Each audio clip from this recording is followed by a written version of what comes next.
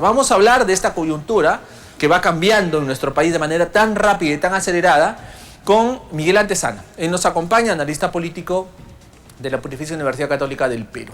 Miguel, muy buenas noches, bienvenido. Carlos, buenas noches, ¿cómo estás? Un gusto tenerte, como siempre, Miguel. Yo manifestaba que los acontecimientos en el Perú cambian tan rápido, tan rápido. Hace algunos días se hablaba de la vacancia del presidente Castillo, finalmente terminaron censurando al presidente del Congreso, ¿no? El día de ayer asume el nuevo presidente del Parlamento, William Zapata, y ya se pronostica ya una reunión para este día viernes. Reitero, la situación cambia de manera recontra acelerada, Miguel. Sí, y seguramente en las próximas horas también vamos a tener nuevos sucesos, nuevos cambios, porque recordemos que también está discutiéndose actualmente en el Parlamento posibles censuras al gabinete de Aníbal Torres, y también se rumorea que en las próximas horas puede haber cambios hasta de 6 nuevos ministros.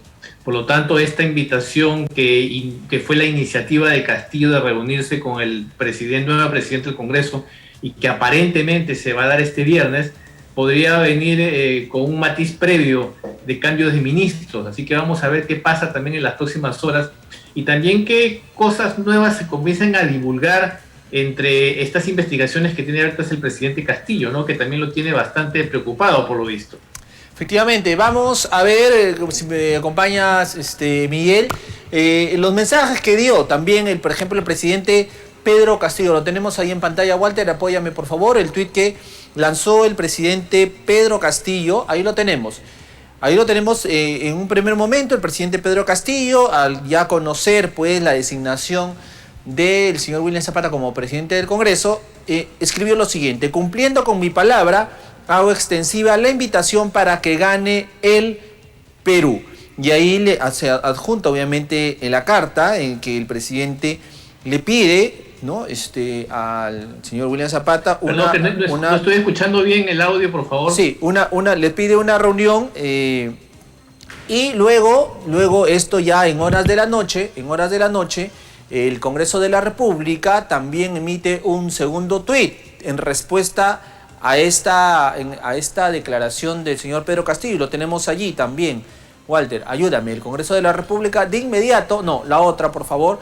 El Congreso de la República informa lo siguiente: el presidente del Congreso, general William Zapata, invita al mandatario Pedro Castillo a reunirse el viernes 16 de septiembre desde las 9 de la mañana. Pero ojo con esto, en el Palacio Legislativo. Miguel, entonces, esta reunión entre el presidente del Ejecutivo y el presidente del Legislativo será este viernes. Se van a sentar desde las 9 de la mañana, o sea, puede ser en cualquier hora, pero, ojo, en el Parlamento, no en Palacio, sino en el Parlamento. ¿Qué mensaje da esto, Miguel Antezana?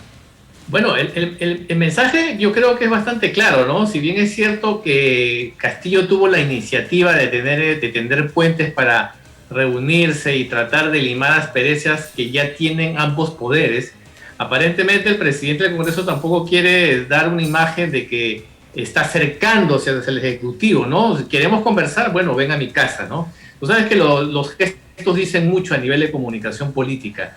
Además, también hay que notar algo. En el mensaje de respuesta del presidente del Congreso menciona previa coordinación con la mesa directiva. Y recordemos que en la mesa directiva tenemos representantes del fujimorismo, de Renovación Popular. O sea, no es solamente la cabeza del Congreso, esta nueva cabeza del Congreso, sino también estamos hablando de precisamente de estos partidos que son grandes opositores y que son propulsores también de la vacancia de Castillo. Por lo tanto, vamos a ver qué sucede, vamos a ver si realmente se tratan temas que son de interés para la patria, no solamente para ambos poderes, porque también el presidente del Congreso menciona cuáles son las normas o cuáles son las leyes que tienen en agenda el Congreso para llegar a acuerdos. Sin embargo, aquí lo que el tema principal debería ser el tema de la gobernabilidad, y por ningún lado se ha mencionado. Y cuando hablamos de gobernabilidad, más allá de las investigaciones que está llevando a cabo la Fiscalía y más allá también de la poca colaboración que tiene Castillo, porque él dice que sí, está colaborando, se acerca a la fiscalía, pero se acerca solamente para mantener silencio. Sí. Entonces esa colaboración solamente de la boca hacia afuera. Claro. Y en el caso del Congreso, hay que tener también claridad de que hay un pedido que se está discutiendo. De hecho, anoche se discutió una posible norma que promueva las elecciones generales. Y también nos hemos dado, no con gran sorpresa, pero sí se ha hecho evidente que los congresistas no tienen ninguna intención de convocar elecciones generales porque no quieren perder la curul, no quieren perder los 4 años que le quedan de sueldo. Y eso, por supuesto, se refleja que el interés de la patria está muy por debajo de los intereses propios de los actuales congresistas. Y el día de hoy se ratificó esto también en la Comisión de Constitución. Como bien dices tú, ponen cada justificación y cada excusa que lo único que se evidencia es que quieren perpetuarse en esa curul porque les trae beneficios. Unos, como hemos visto unos cuadros ahí en la comparación, cuánto ganaban antes y cuánto ganan ahora, obviamente pues se van a agarrar con uñas y dientes, pero la imagen del Congreso está peor que la del Ejecutivo, y eso también hay que decirlo. Sí, con una aprobación de que ya está en un dígito y además en las justificaciones que han dado para no darle viabilidad a esta propuesta de elecciones generales, inclusive de la señora Echaiz, que ha llegado a afirmar que no hay crisis en el país, que no está pasando nada, que todo se está componiendo. Yo no sé en qué país vive esta señora. Y por supuesto eso alimenta el rechazo general que tiene la población. Ojo, esto no hay que dejarlo pasar así tan simplemente, porque yo creo que las iniciativas ciudadanas, la respuesta de la ciudadanía precisamente ante los abusos de los poderes, promueven que haya esta serie de movimientos, y no nos extrañemos que entonces en las próximas semanas y próximos meses entonces sea la población la que comience a pedir un protagonismo, ya que el Congreso no está o se hace los oídos sordos frente a esta situación crítica a nivel de los poderes tanto ejecutivo como legislativo. Ahora, lo que hay también que reconocer, Miguel, es que el gobierno ha frenado su impopularidad. Y no solamente ha frenado, sino también ha ido un poco intentando mejorar su imagen. Hay que tener en cuenta una diferencia fundamental en cuanto al manejo comunicacional del Congreso y del Poder Ejecutivo y de Castillo en particular. Recordemos que el presidente de la República tiene la capacidad y tiene la facilidad de hacer estos viajes por todo el país, además con portátil incluida o con generación de portátiles en los lugares que va, y él aprovecha estas visitas, entre comillas, para emitir discursos o su tradicional discurso de victimización, pero también aprovechar para seguir desinformando a la gente, porque él instala una serie de mensajes que desde su punto de vista son ciertos, y aprovecha que las personas no se encuentren tan informadas en las localidades que él visita, para precisamente generar esta corriente de opinión, muchas veces inclusive con verdades a medias o con muchas falsedades. Entonces eso hace y eso genera que tenga una mayor aprobación que el Congreso, porque el Congreso, más allá de la semana de representación en la que los congresistas muchas veces ni siquiera lo utilizan y ni siquiera van a sus regiones a hacer verdaderamente labor parlamentaria, sino a visitar, a tomarse fotos o a hacer una serie de visitas de cortesía, salvo eso, no tiene la capacidad comunicacional que tiene el gobierno para precisamente instalar. Entonces, esa ligera mayor aprobación que tiene Castillo se explica por esto, por esta gran capacidad de movilizar e instalar mensajes a medias, o medias verdades, o medias mentiras, como quiera verse, en lugares donde la población precisamente no escucha la cantidad de información que tenemos en otras ciudades principales. Ahora, Miguel, también hay que analizar el tema de lo cual ha jugado a favor en este sentido a Pedro Castillo. Hablo pues de los audios de César Acuña, ¿no? Estos audios de alguna manera pues victimizan aún más a Pedro Castillo, ¿no? Porque le das herramientas para decir, ya ven cómo actúa el Congreso, ¿no? Me quieren sacar simplemente por componendas políticas. Claro, y ahí está nuevamente lo que decía hace un momento, Carlos.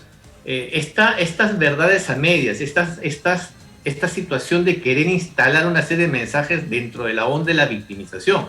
Porque recordemos que si también él dice que sí, porque están atacándome, que quieren sacarme, pero ojo, tú tienes a parte de la familia prófuga, parte de la familia requerida por la justicia, parte de la familia en prisión preventiva, parte de la familia siendo investigada.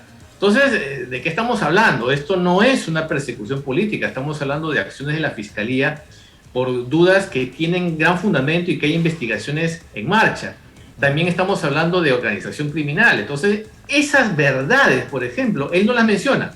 Él dice que todo es en contra de él, todo el mundo le está haciendo cargamontón al Castillo, pobrecito. Sin embargo, insisto, ese mensaje de victimización ya no le está funcionando. Cada vez se está agotando. Puede servir para las encuestas, pero a la hora de la verdad, cuando él requiere un apoyo verdadero de la población, cuidado que no lo va a recibir a la hora que tenga que tomarse grandes decisiones a nivel de lo que es la gobernabilidad en el país.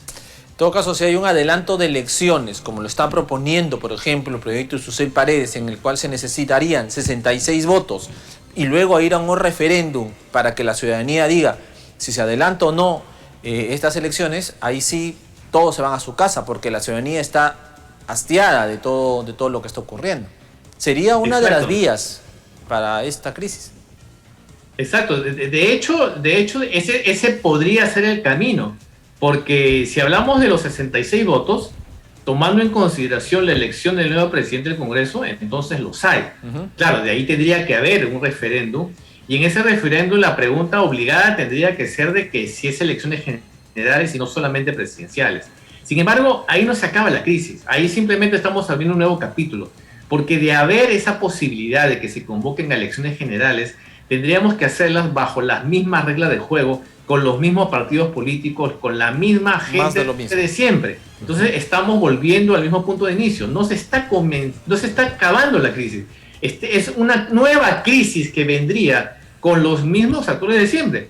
Porque si tú me dices que tendremos a una nueva clase política, una renovación política, no va a haber eso, lamentablemente. Entonces, eso pasa por la reforma del sistema político, una reforma que mal se hizo precisamente en el gobierno de Vizcarra con los famosos notables, que pensaron que estábamos en un país europeo en el que se le podía dar un tremendo poder a los partidos políticos sin tomar en consideración que los partidos políticos son organizaciones que tienden más a ser organizaciones criminales, que negocian cupos, que negocian puestos en las listas, en fin. Así es lo que vamos a escuchar de Acuña, ¿no? En las negociaciones entre el poder del Congreso y un partido político. Entonces, yo creo que hay que bajarnos de esa nube. Mientras no hay una verdadera reforma política que quiebre esta situación que estamos viviendo, vamos a estar en una espiral de crisis constantemente. Esto implica entonces que van a tener que coexistir Ejecutivo y Legislativo por algunos meses más hasta que se hagan estas reformas. Ya lo adelantó José Williams también, ojo, ha dicho, para poder irnos a elecciones no podemos cortar las cosas ahora porque vamos a ir con las mismas reglas de juego, tal cual lo manifiestas tú. Tendremos los mismos problemas y críticas. Es conveniente hacer modificaciones a la Constitución. Reitero, y esto va a demorar algunos meses, van a tener que coexistir. Y todos los peruanos vamos a tener que aguantar este proceso. Y cuidado que van a coexistir por conveniencia hasta el 2026.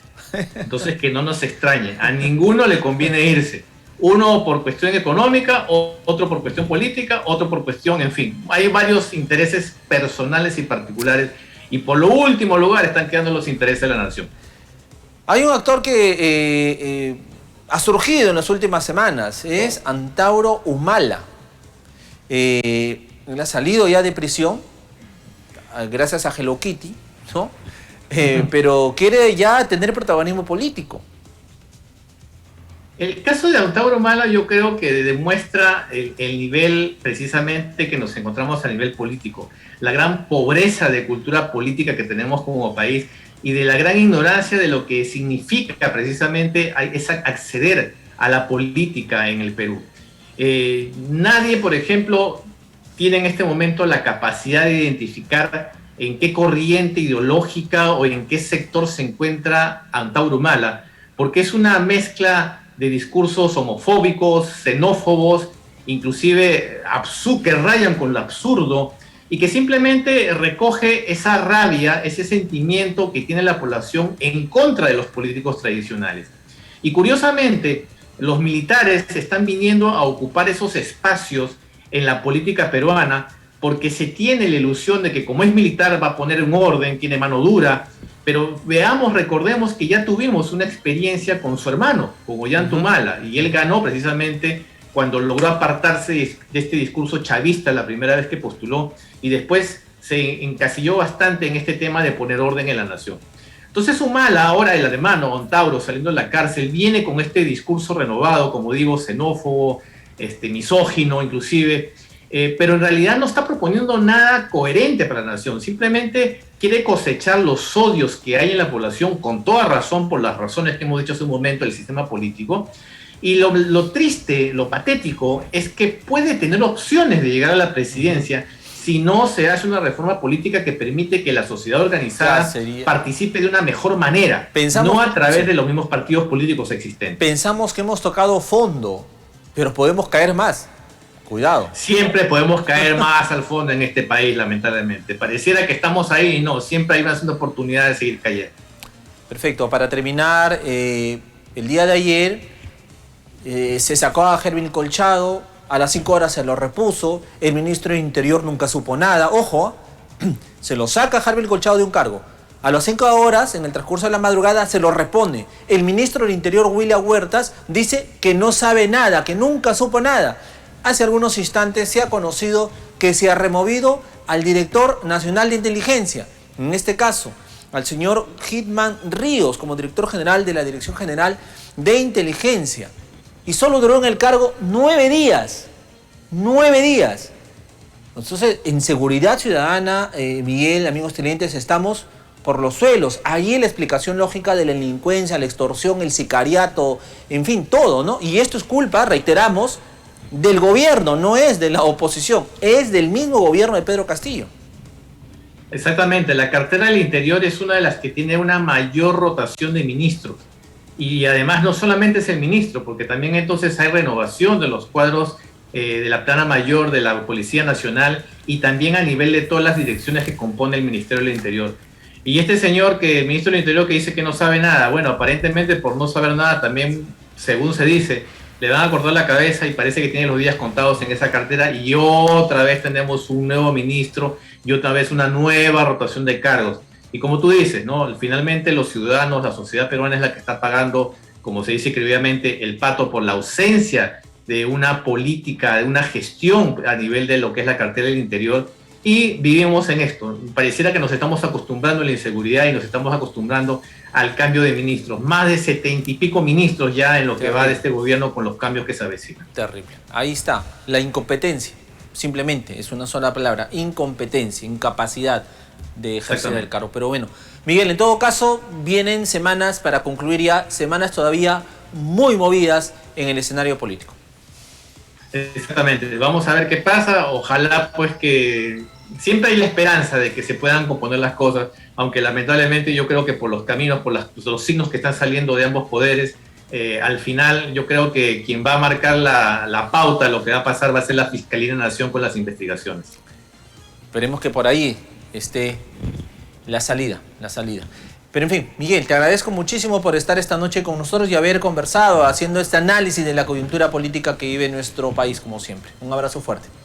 A ti, Carlos, un abrazo. Un gusto. Bien, nos vamos a una pausa comercial y regresamos. Ya se encuentra aquí en los estudios del Foro Sol TV el expresidente de la República, Martín Vizcarra. Se encuentra recorriendo las regiones, está en La Libertad, está en Trujillo y obviamente aquí en línea directa. Con él conversamos tras la pausa comercial.